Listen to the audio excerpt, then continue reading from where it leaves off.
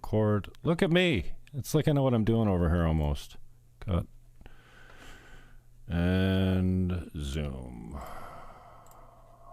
Where are you? There you are. Okay. Oh, and I'm cut off at the top. It's perfect. Okay, so anyways, thanks for your time. I know you're really busy. Savanah Hernandez is my guest. Your latest video went viral. I will advise you, please don't fight. Please don't try to fight. You have men to guard you for that. I saw your shoulder check. It's admirable, but I don't want to see you get caught up on it. Tell us a little bit about your history, your family, your upbringing. Maybe, I think there's millions of men like me.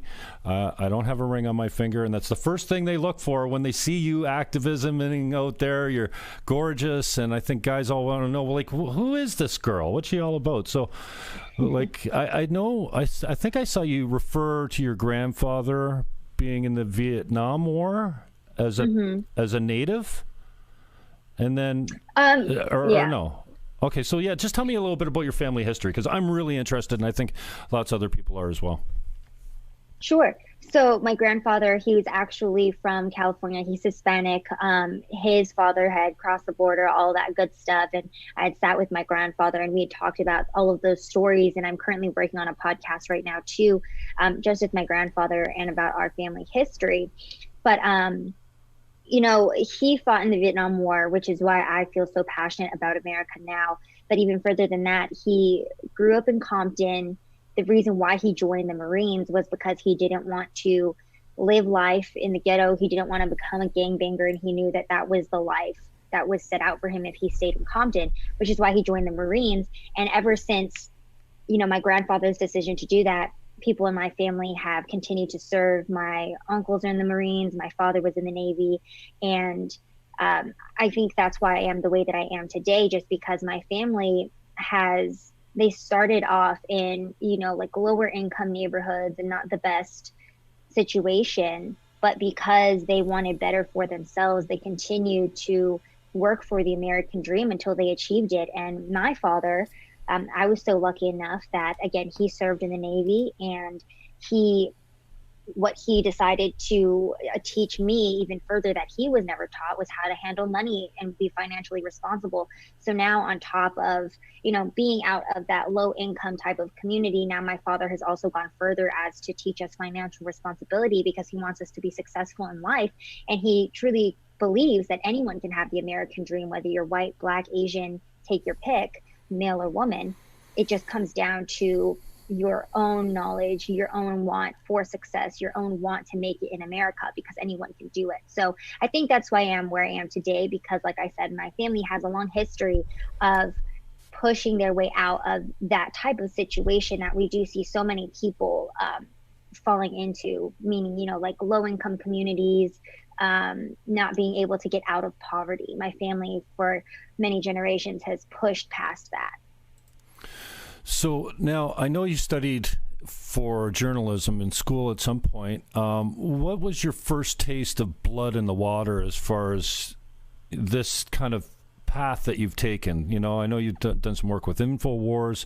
That's going to be incredibly difficult on your reputation. Nothing against Alex. I think he's brilliant and hilarious and nuts, and that's what I love about him. And you know what? He's often right also. So what do you think was your first taste of, like, where you've kind of this path that you've kind of delved, like, it's kind of activism. I hate to use that word because it's become so dirty, but what you're doing is activism, you know, with the Police Lives Matter and whatnot. And I think you've got something coming up on Wednesday as well I want you to touch on. But yeah, what was your first taste of the blood in the water? Was it through Alex, or? I definitely would say that it was, because in college specifically, I was always very interested in politics, but I never knew how to delve into the subject. Prior to being in college, I was homeschooled. I graduated high school when I was 16 because I basically was like, I don't like being homeschooled. I like being in a classroom setting, and I want to be in a classroom setting. So I took my GED at 16, went straight into college, graduated by the time I was 20. But because I was kind of accelerated in that, I didn't get to have as much time in the journalism field, I guess. In college, I didn't get as much time to do internships. So whenever I graduated, it was a little bit hard for me to break into the broadcast industry, because I'm sure anyone who tries to break into the media knows you need about a year and a half of experience under your belt before you can even get into an entry-level job at your normal newsroom. So I was having a lot of trouble trying to break into the field. And then InfoWars found me. I had no idea who Alex Jones was when I first met him. I had no idea what InfoWars was when I started working here. But I knew that I was very passionate about journalism, and I was passionate about getting stories across neutrally and getting down to the facts and what's actually going on. And so whenever I started working here, I immediately told them, you know, reporting is something that I am very passionate about, and it's something that I ultimately want to do. And I started off as like a reporter / production assistant. I've been here for about 2 years now. And at the beginning of this, I was very shy to go out and go challenge people. But as I've continued and progressed on, and as I've gone out to all of these rallies and protests, you know, I'm constantly asking people, why do you believe what you do? I think that I have a very open mind. You know, I'm still very young. There's still a lot of things that I don't know. So I go to a lot of rallies and protests with people who counter my opinion. And I tell them, hey, like, talk to me about why you're here today. Tell me why you hate Donald Trump, why I should hate Donald Trump. Tell me why Black Lives Matter is a good group. And no one can ever tell me why they're there. You know, it always comes down to people being influenced by the media, people being influenced by their feelings. And that's the reason why they're there holding the sign, not because of any actual facts or statistics, not because they actually know what the organization they're protesting for stands for. So I think InfoWars definitely was, you know, my first kind of push to get out there. And it was probably at the impeach Trump rally last year in December. I think he had just been impeached. And of course, it was like impeachment eve. And everyone was out rallying, like, we hate Donald Trump, blah, blah, blah. So I went to go talk to them again, you know, why should Donald Trump have been impeached? Why is he such a bad president? Talk to me about it. And this woman ended up saying that he was a rapist, he raped a young girl. And I was like, well, show me where you read that, because if that's true, like, you know, we should condemn that. But show me where that happened. She couldn't show me. She got upset. She pushed me off the ledge. That was when I first went viral. And I think that too is when I finally had my moment of like, there's so many people out here who are just so filled with anger and vitriol, but they don't even know why. And going out and challenging their mindset and challenging them to think outside of their norm and what they've been conditioned to think is a very powerful thing. Now, have you always been conservative or right-leaning in your political approach, or did university get to you? Did you have the indoctrination? Because, I mean, I'm 52. You know, I ran my first election in '93 in Canada as a Green Party guy. So I was all about pro-choice and electoral reform, which is proportional representation. I'm not sure how it works in the States, if you could have that or not. But, you know, this idea that we elect governments with 37% of the popular vote is ridiculous in Canada anyways, because we have 5 parties now or something. And I was red-pilled over the last 5 years, slowly, through Crowder and Shapiro and McInnes. And, you know, many of the people you work with have become heroes of mine. Gavin McInnes is one of my funniest men on the planet. Absolutely. He's a great guy. He's hilarious. And so, you know, traditional, you can see his heart. He stands for good family values. He says things in a way that are often taken out of context. But it was really painful for me to come around to the right. But the left stopped believing in what I believed in. Most importantly is free speech. Absolutely. Don't screw with my speech. Don't screw with my guns. Don't tell me a man can become a woman. And these are the false narratives that I've really fought against, and what kind of woke me up to the, you know, I call myself a moderate. You know, I'm not looking to, you know, outlaw abortion, but I don't think we should be able to have one after 6 months. Is that so radical? So I just wonder, were you always conservative? Have you come, you know, have you swung right as you've, you know, wisened up, or were you at one time, you know, cheering on like Dave Rubin, you know, like we watched him get red pilled on air with Larry, you know what I mean? Well, and you see too, I think the way that phrase goes is, if you're not a liberal in your 20s, you don't have a heart. If you're not a conservative by your 30s and 40s, you don't have a brain. I think that's such a true statement, because I do understand. And again, there's so many young people out on the streets right now protesting for Black Lives Matter because they do have good hearts. They think that the Black community is being disproportionately affected by police brutality, that the Black community is being disproportionately affected in their everyday life, that oppression is still a very real thing in America. But if you look at it statistically, again, it all comes back to your each individual mindset. And I'm not going to say that poverty and low income communities aren't another issue we need to address, because of course this is a bigger issue. But I think at the end of the day, when it comes down to America, everyone has equal opportunity in this country, and everyone has the opportunity to be successful if they want it. And so we've seen such this mentality of oppression being pushed on minority communities so often. And, I think just seeing that in live time and watching how the media is able to control the masses through that mindset and through that conditioning really woke me up to a lot of these things. I was already pretty conservative previously, but I was one of those conservatives that was like, oh, well, I'm pro-life, but if you're pro-choice, then that's okay. Your body, you do what you want with it. I would never personally get an abortion. And I think I was more that way as well, because my parents raised me up as a Christian. And I think with religion too, a lot of people will say, we can't judge others. We need to love everyone as we love ourselves.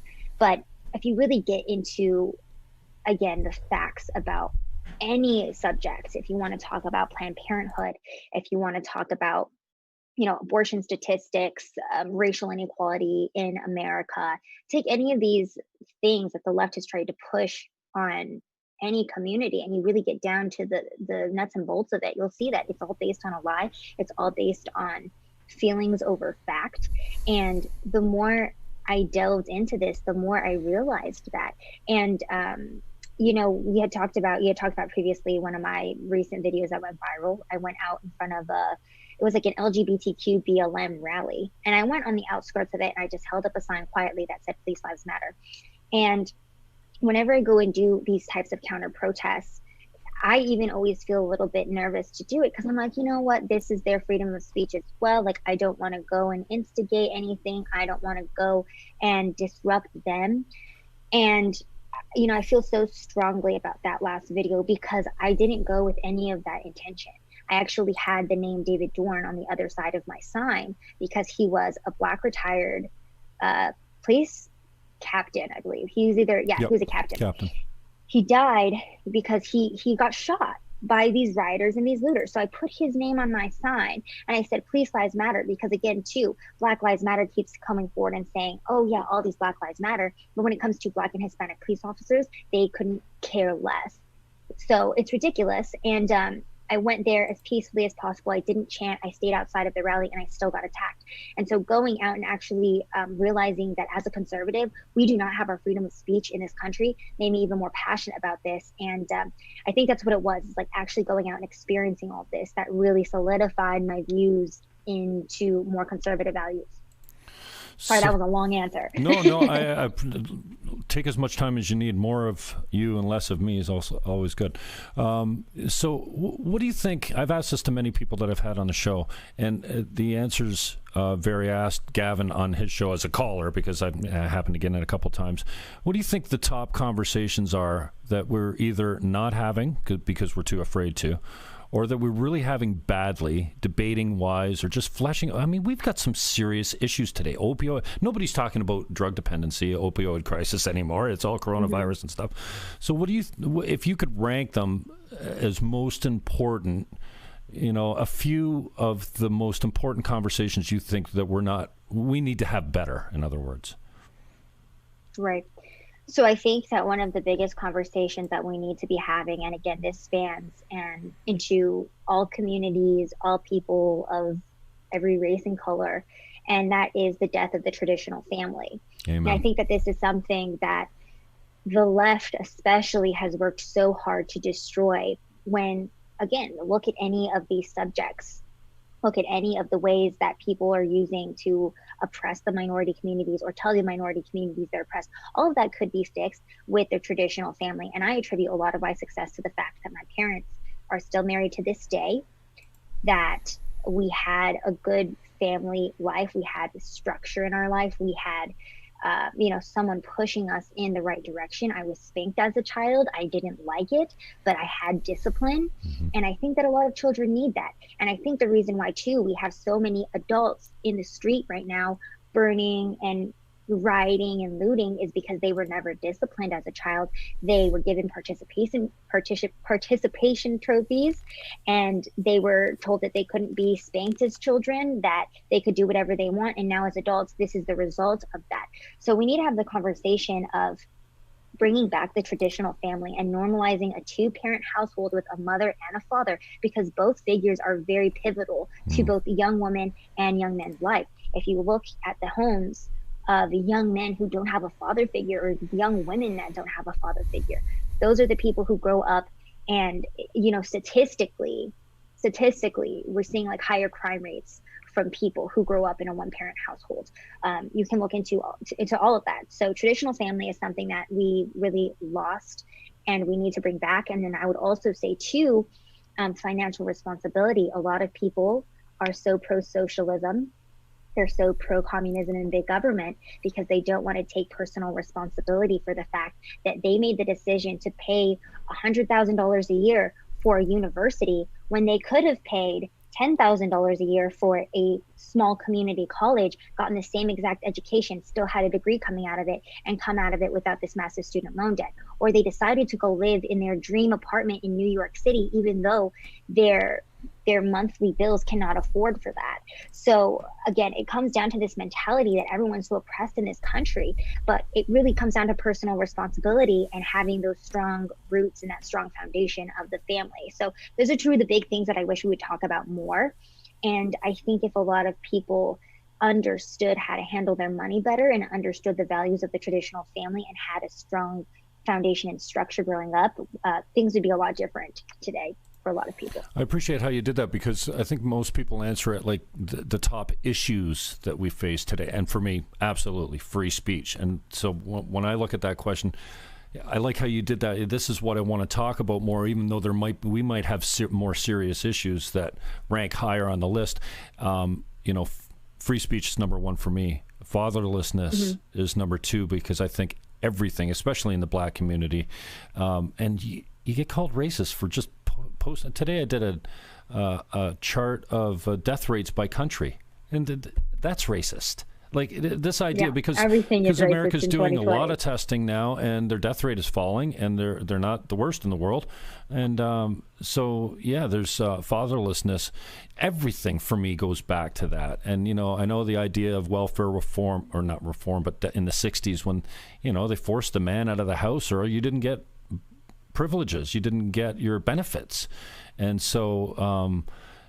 And I don't know if you've ever seen it. Robert Bly did a fascinating conversation in the 70s. He's an eccentric old white-haired poet, and he did a video called A Gathering of Men, and it really addresses the lack of ceremony.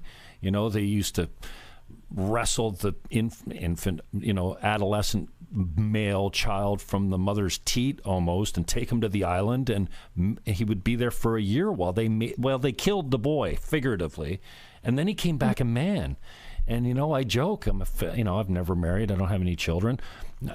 I've never had that ceremony. I'm like a 52-year-old boy in some senses, and this is what we've done to our men. So instead of standing in the field beside our father and being fed that nutrient that you got without even speaking, just being with him and watching him work, we put, industrial age came, and the father went into the factories and came home impatient and pissed off and tired, and didn't have time for the kids. And now our kids are mentored by gangs. And I think now that the women have gone into the workforce only just recently, and in the grand scheme of things, that we're going to see the effects of that as well. And I think we've seen the effects of a lack of discipline as well, as far as these are spoiled brat, rich trust fund kids that are in the street burning everything. And for the most part, a lot of them. This guy that they picked up, who's the cheerleader, the Antifa cheerleader they just picked up? I can't remember his name. He had a run-in with Gavin at PAC, and you recognize these are the same people. Like that girl that was shouting you down, guaranteed you've seen her at other protests. Like they're from out of state. They're like professional protesters, and they're not They're privileged. Rallying against capitalism. Exactly. And that's the funniest part of all of these protests is that they're rallying and they're protesting against the country that gives them the ability to go out in the street and go and protest. If you look at Hong Kong, the people in Hong Kong are waving American flags and they're holding signs asking President Trump for help or thanking President Trump for, being in office because they know what America stands for and they know true oppression. They know what it means to be silenced. They know what it means to live under an authoritarian regime. We in America do not. The people here that say that they're oppressed that is their privilege speaking, because if someone was truly oppressed, they wouldn't even have the ability to go out and have all of these rallies like they're saying. I've talked to so many people who say, oh, you have the right to go home after this. I, as a Black man walking home from this rally, could get shot and killed. And I'm like, no, we have the same exact right to walk home. And Brandon Tatum, he's an ex-police officer that I've been listening to a lot on YouTube. And, he makes the point too, like, if you don't want to be confronted by the police, if you don't want to be put in a situation, where you're having to wrestle with the police or deal with the police, then don't commit crimes. And that's what it comes down to at the end of the day. It's just like common sense type stuff. Like if you don't want to get run over, don't protest in the street. If you don't want to have to deal with the police, don't commit a crime. But saying those types of things is so controversial in 2020. It's so racist. It's so out of this world to say something like that. Mm-hmm. It's so crazy to say follow the laws and then you won't get hurt. You won't have to deal with the criminal justice system. I mean, if we had law-abiding citizens, a lot of our problems would be solved, but people want to run amok and do whatever they want and have a lawless country. And when they realize that that's not how the world works, again, it goes back to these kids who were raised without rules, thinking they could do whatever they want. And now in the real world, they're seeing that there's consequences to their actions, but now they're just crying racism as a result of that. Let's shift gears a little bit. Talk to me a little bit about your branding and where you see yourself going. And I mean, I heard you. By the way, Michelle Malkin. Wow. I mean, you've hit the big time, girlfriend. When Michelle Malkin is calling you, I know you've got some pretty high level friends, so I don't mean to downplay that, but I'm proud of you. You're doing great. Well, and yeah. See you on with Michelle. I tweeted yesterday. And can I get a follow? Sorry, I had to ask that. She was great. And tell me a little bit about your image, your branding, where you see yourself going. I know you spoke a little bit about, your Action 7 on your branding on YouTube. Sav Says, by the way, you can find her, Sav_says_. What the heck? You couldn't find a better Twitter handle than that? Come on, man. So tell me a little bit about... Hey, I like it. It's simple. It's to the point. Yeah. A little bit about your conscious direction of branding and where you see yourself going. And, anything else? Like, do you self-censor at all? Is there anything you won't say? Do you stay away from any certain topics that are too hot that you don't want to, Gavin says, like you end up with a swarm of bees flying around you type thing. So a couple questions there, but Take as long as you need.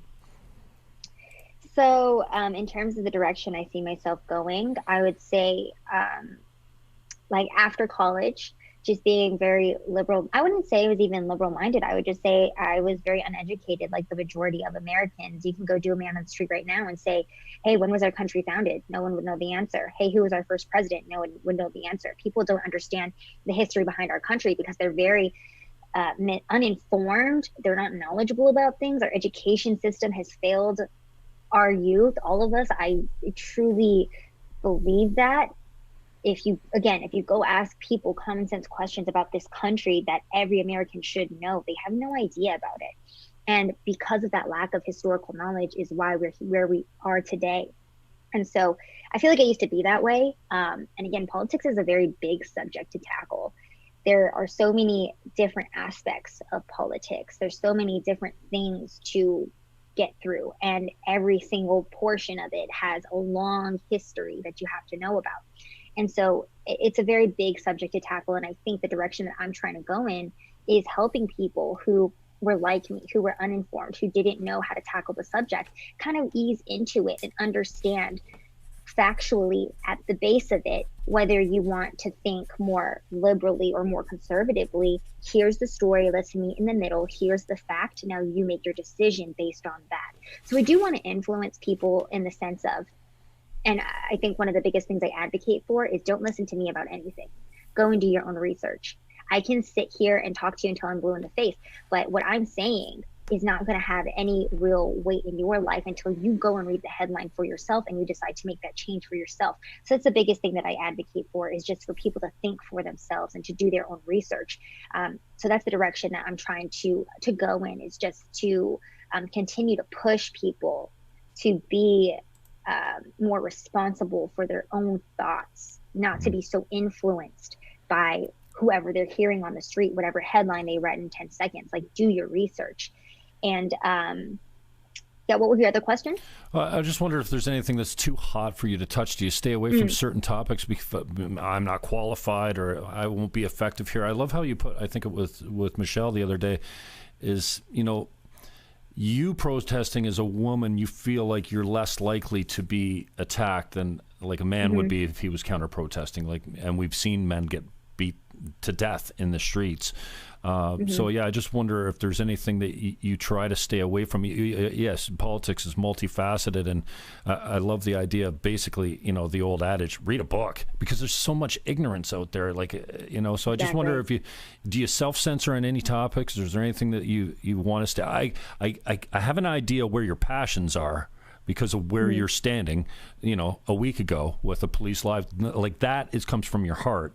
That is something that you're deeply moved by, to go and protest. I don't even like referring to you as a protester, but that's what you're doing. You're activism. You're protesting a different point of view. So I just wonder if you temper yourself ever. I don't think any topic is off limits for me, and I would say that because, again, I never go out to any place, or I never go on to any interview, and I'm never going to pretend to know something that I don't. If we're talking about any subject, I'll talk about it to the best of my ability. And if I don't know about it, then that's when I'm going to turn it around and say, well, educate me on this. And then what I like to do, and this is what I do with a lot of my protests too, because keep in mind, I'm still learning a lot of stuff, is if someone comes up to me and talks to me about systemic racism, or that Black men aren't treated equally in this country, well, then I'll ask them, what rights do white men have that Black men don't have in America? And what I like to do is try to learn off of their knowledge and kind of figure out, where they're coming from, and then go do my own research back on that. So I wouldn't say any topic is really off limits for me. I think that everything should be discussed. Everything is important, whether it's pro what I believe or anti what I believe. I'm very open to discussing and debating any topic, really, because everything is important to somebody. So we should talk about all of it. Talk to me a little bit about how you protect your mind. Social media is such a filthy place. I'm sure you're getting some pushback and resistance from people that don't believe in what you believe. You see it, physical assaults on the street. I stopped watching network news a long time ago. I've got CNN in the background because that's all my cable system offers. I can't see Fox News Network in Canada unless, I don't even know if you can buy it. I think maybe it's a paid channel, but CNN's everywhere. But how do you protect yourself? I mean, I spend a lot of time on social media too, and I think, some of it's activism, some of it's branding, some of it's hopefully bringing somebody will go, really? I didn't know that there was less unarmed black men shot last year than there was almost double the white men shot and killed that were unarmed by police. Completely unfortunate, but the facts just are there. I wonder, how do you protect your mind from, I saw David Dorn take his last breath, God bless him, his last breaths in the street, not live, but still, it gutted me. Even when I heard about George Floyd, I didn't know what the circumstances was it ruined my day. And just because it seems that now we know there's way more to the story, and we know that there's I don't fall in line with that narrative that we suffer systemic oppression. It's ridiculous. But I just wonder how you protect your mind from seeing things like that, because you have to, at some level, take a break or step back or delegate it so that you're not in it all the time. There's a certain amount of stress that comes. Like, I try to detach myself from the haters. A guy with, a bunch of numbers after his name and an egg as his avatar. I don't really care as much. On Facebook, people think they know me. Lately, they don't think they know me very much. So, when they give it to me, it's like, oh, man, don't call me a racist, misogynist, like homophobic. Like, if you know me, I'm not that. So I just wonder, it hurts, as much as you try to detach yourself from it. You really can't. So I just wonder how you protect yourself when clearly you're going to be a target a lot of the time with your beliefs. Yeah, it is a tough subject, and it is something that you did have to deal with because first off, like, I really don't like social media at all. If it wasn't my job to be on there, if it wasn't such a useful tool, I wouldn't have social media.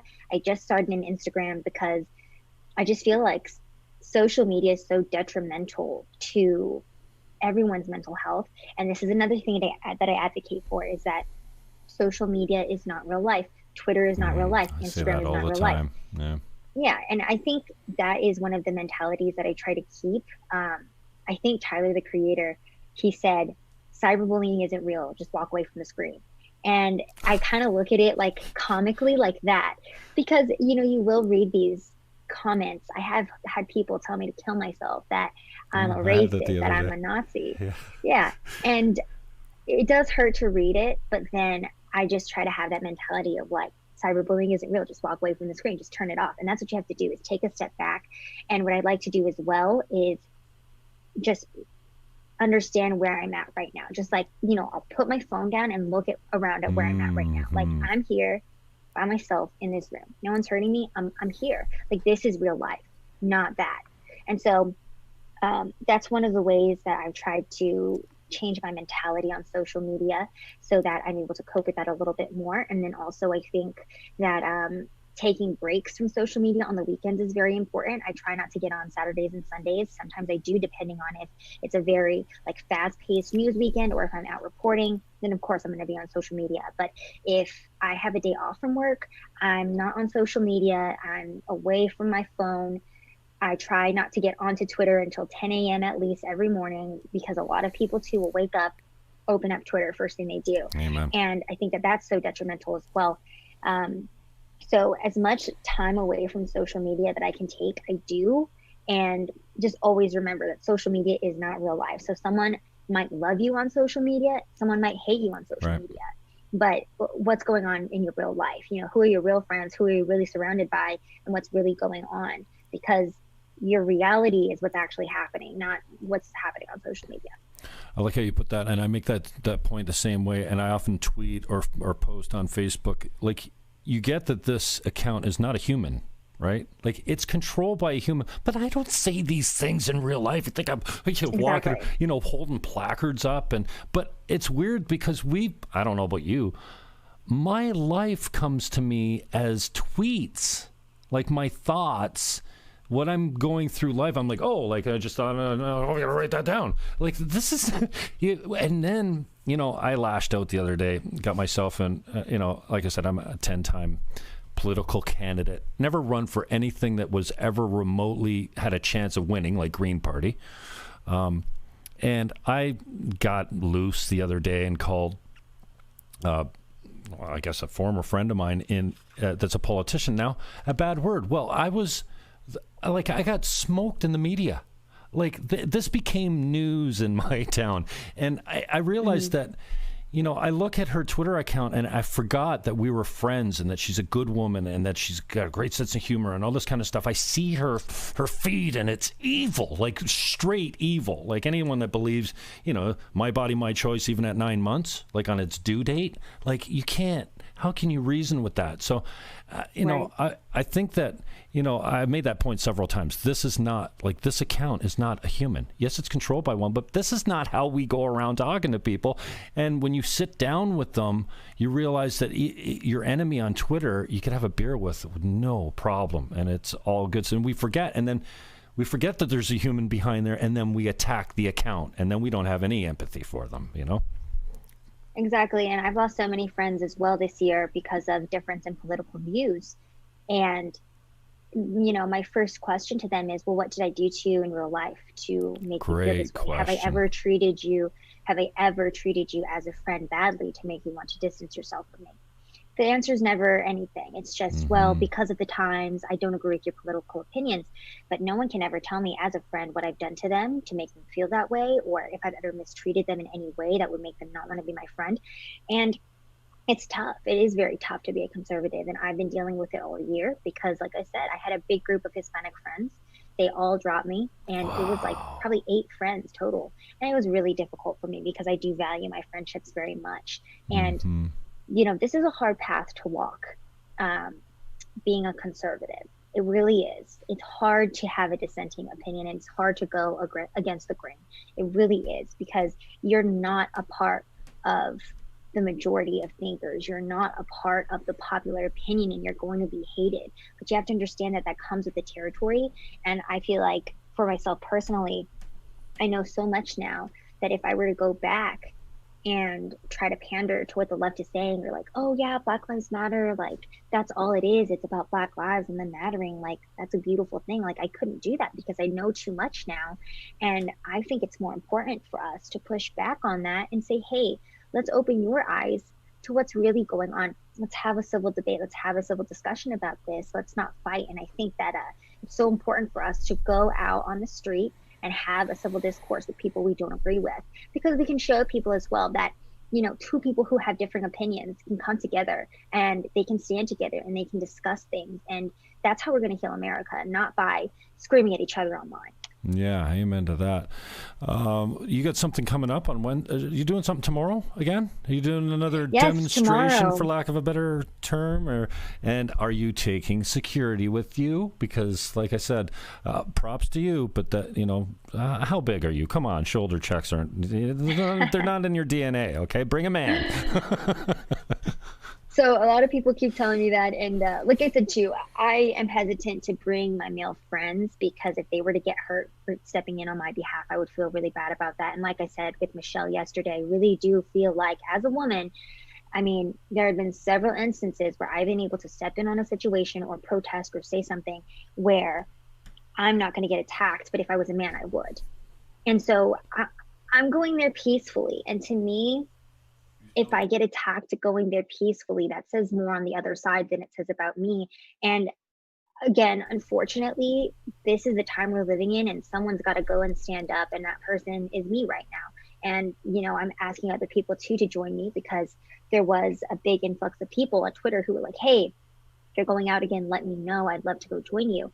And this isn't going, I'm not going to a counter protest. I'm just going in front of the police headquarters. Right. Now, there have been groups that go every single day just to go protest the police. So we'll see if there are people there or not. But I'm really just there tomorrow to go show the police department locally and nationwide that people care about them. I want my local police department to know that there are citizens here that are grateful for everything that they're doing, that are grateful that they put their lives on the line every single day, that they leave their wives and their families and children for strangers every single day. And I appreciate that. And I know that not every single cop is a good cop, but not every single cop is a bad cop either. The majority of police care about their communities. They care about other people's lives, which is why they're doing this for the community. And I just want them to know that they're appreciated.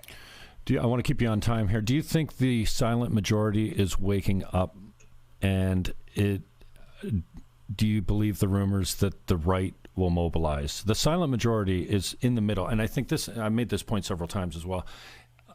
The extremes on the bell curve seem to have the loudest voice right now, and I give them way too much credit. You know, whether it's transgender activism or BLM or whatever it is, these wingnuts they're the minority, except they have a soapbox now. They have a megaphone, and we give them a lot of time, and they actually convinced, you know, people like me that somehow they're the majority. We forget that they're extremes. Their numbers are few. And in the fat part of the bell curve, liberals and conservatives and moderates alike, we agree on, there's 95% of us that are in this fat part of the bell curve that can come to an agreement on issues. And I call that the moderate middle. And I blame them for sitting on their hands and being silent. Yes, I guess they vote in some numbers, but do you think, I think that's the secret to quelling all this nonsense is, and I guess they call them, you know, the silent majority for a reason, because they stay silent. Do you see any shift there? And then what do you think about this idea that, you know, we saw the Black Panthers, not very organized, all in brand new gear, marching. If the right ever loosely, they don't really have any associations that I know of. The ones that, get, mocked in the media are drinking clubs like Proud Boys and stuff like that. They're providing services to people like Michelle, conservative speakers that had threats against universities. But what are your thoughts on the mobilization of the right and the activation of the silent majority? Even the term silent majority, I mean, my whole opinion and view on that term and that group of people is, I just feel like it's lost on me, to be honest, because if you're silent, then it doesn't matter that you're the majority. It doesn't matter at all. And people like to say, well, we show up where it matters at the voting booth. And that's a fair point. But at the same time, we have our historic monuments being destroyed. We have people burning things down in the street. Where's this majority? They're nowhere to be found. They're at home. And granted, I understand why they are. But getting back to your point too, I think that people are starting to now get enraged to the point watching their country burn down that they're like, okay, I'm going to go stand up. In St. Louis, for example, and Michelle had mentioned this too, there were a bunch of Catholic priests that went and prayed in front of the statue that they were trying to tear down. And, I think that the people that are standing up now are the people who are going to stand up. I don't know if we're going to see a bigger wave of people after that. Now is the time to stand up. And the people who actually care enough to do so will do it. And they're doing it. But I don't really see like a bigger wave of people standing up, to be honest, because like I said, I personally feel like if they were going to do it, they would have done it already, because now is the time to do it, not in 2 or 3 weeks. You know what I mean? Yeah. Are you a woman of faith as well? Yes. Okay. I don't hear you talk about that a lot, and that's fine. I don't expect you to be Bible thumping out there if that's the religion that you ascribe to. What do you see as hopeful in these times? I think, I've said this 1,000 times, these are some strange times we live in. I think that every generation has always said that. I joked the other day, hey, have you tried fire yet? It's unbelievable. Like, oh, these are some strange times. That fire took down the whole village, and so I think every generation's had their, their times when they look at stuff and they go, what the hell? So, yeah. But with all that said, leave us with something hopeful that you're inspired by, that things are getting there, that, I always say, this is the most tolerant we've been in our history. We're getting better every day. These things that the minority, the vast minority of these big mouths buy into, they don't exist. We are more tolerant than we've ever been. Yes, there are pockets of, old-time racism, and slavery still exists all around the world. Nobody's talking about the sex trade and the child trafficking we got in our own continent here.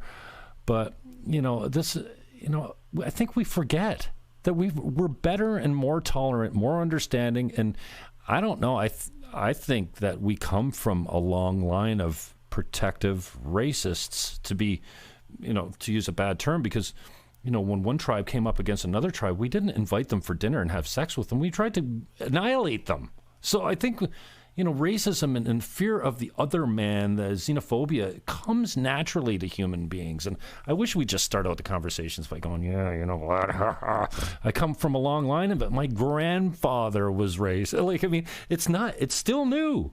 But I want to leave you on, hopefully, a hopeful note. What do you see as like encouraging or light at the end of the tunnel in these seemingly strange, confusing, and dark times? Yeah, they're burning the cities to the ground. People are dying. Many more people are dying than, David Dorn and George Floyd.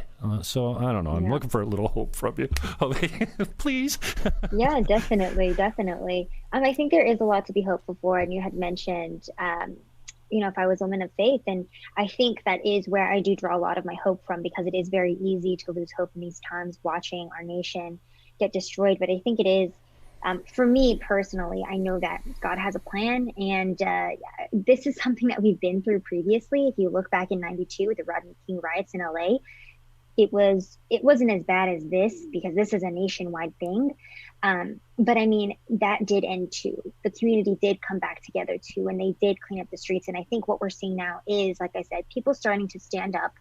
and protect statues, speak out against Antifa, Black Lives Matter, stand up for what they believe in. And that in itself should give us hope that there are Americans that are willing to do that, and that the pendulum will always swing back with this next generation coming up, with the Zoomers. They see, you talked about tolerance. They see how actually detrimental us being so tolerant of everything has been, to the point, to the point where we have 800 genders and everyone can do whatever they want. So because we adopted such a tolerance, we now have a new generation who has seen the detriment of that tolerance and is now swinging back towards conservatism and swinging back towards common sense. So I think that the hopefulness is in the next upcoming generation, and it's in the fact that we have allowed the left to eat themselves, basically. If, for example, you're following what was going on in Seattle, they had a Chaz Chop zone, which was their autonomous zone. It stayed up for about 3 weeks. It ended up in violence. Somebody died at the hands of gun violence. The mayor had to go and shut it down, and the police came in and they restored law and order. And that was a perfect example of what we needed. At first, I was upset with Trump, and I said, well, why didn't he send in the police? Why didn't we get this taken care of? But I think the fact that we allowed the left to eat their own, and we've allowed Americans to see what the Democratic Party truly looks like in action, has been a good thing, because it has woken up a lot of Americans. And you can see that in the fact that there's been like a 400% gun sales surge in America. So many people who've never bought guns before. Yeah. Exactly. So many people who've never bought guns before are buying guns. And that in itself just exemplifies that people are waking up and realizing what the reality of a lot of that tolerance and liberal policy they've been pushing looks like. Who are some of your rocks in the business? Who have you leaned on for support, and who do you roll with, the people that we would know and love or not? Yeah, definitely. Let me think about this. So Owen Schroyer, I would definitely say. I produced his show for a long time, and I really look up to him. He's great, and he has kind of been my mentor ever since I started things. I really appreciate his viewpoint on things, because he isn't afraid to say what he wants to say, no matter how controversial. He isn't afraid to be the first person to say it either.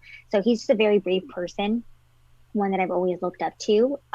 Michelle Malkin too. Like I said, I've always looked up to her. I always appreciate somebody who puts action into their words, who actually goes out and organizes and goes on the streets and shows the other Americans who may be kind of nervous. I mean, like we talked about the majority, they may be nervous and just looking back on social media, like, I don't know if I have what it takes to do that. If they see people like Owen Schroyer or Michelle Malkin going out, that inspires them to go out too. So I'd say them too. And then the last person is, I would say, Damani Felder.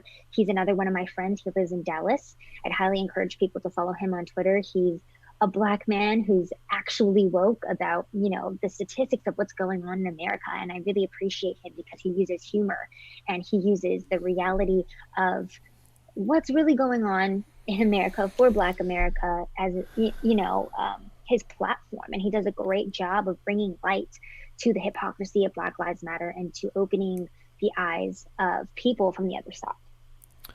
I appreciate your time. Thank you very much. Just on the way out, do you have a boyfriend, and how do you respond to proposals on Twitter? I'm just asking for a friend. It's nothing for me. Yes, I do have a boyfriend, and my Twitter proposals, I've gotten like at least 100 of them. So all right, it's a list. So saying that when I grow up, I'm going to ask you to marry me, it doesn't hold any weight with you. Okay, you're honest. I mean, I'm not married yet. I'm not married yet, but I do have a boyfriend. There is hope. Awesome. Thank you so much for your time. How do people get a hold of you if they want to find you? Twitter, YouTube, Instagram, whatever. So my Instagram, which I'm currently trying to grow right now, is Sav with one N. My Twitter is @Sav_says_, and then my YouTube is Sav Says. Go follow me on all of those accounts. I don't think I'm ever going to make a Facebook, just because I feel like I'd get banned immediately. But everywhere else, I'm pretty active, except for the weekends. Well, you are soon to be banned from everything anyway. So Twitter is only a short life for you. YouTube's going to I got canceled from YouTube. Not that, and you know what? I just started building it. I had this channel for 10 years, and I had 80 followers for 8 of the years, and then I worked myself up to 200, and then I got to 5,000. I got monetized. I got 3 million views. And then I did a coronavirus podcast from Don Cherry, who's a sports commentator up here, former coach. And it had COVID and coronavirus in the title, and I think that's what took me down. And now they're saying I violated 5H, but there's almost, like, my whole life is up there. I had 800 videos of my mother's slideshow. You know, she's no longer on this planet, and you know, God bless you. Build a pirate ship well, I mean, you're working with Alex, so you know something about pirate ships. But yeah, I fear that you're not long for the social media world anyways, and I love you. Stay strong.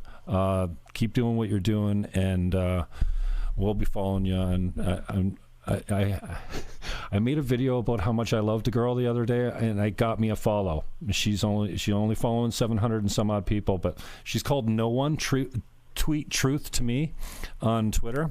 Pretty, you know, her banner picture is, she's a pretty girl too, but she's pointing a double-barreled shotgun at the camera.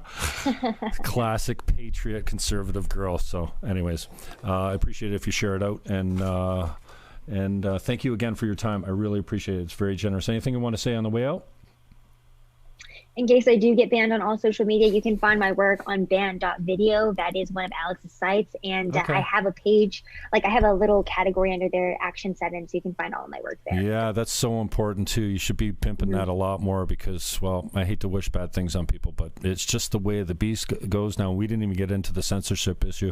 If I get the chance to interview you again, maybe we'll delve deeper into, you know, the left-wing conspiracy to stop any conservative voices. But you nailed it, and I understand you're paying a price. I paid the price as well. You know, it hurts when you think that your good friends weren't that good all of a sudden. You know, if they're dumping you for posting a graph and calling you racist, then so anyways, lots of support from this camp up here in Toronto, Canada, Niagara, St. Catharines, and I appreciate your time. Thanks very much.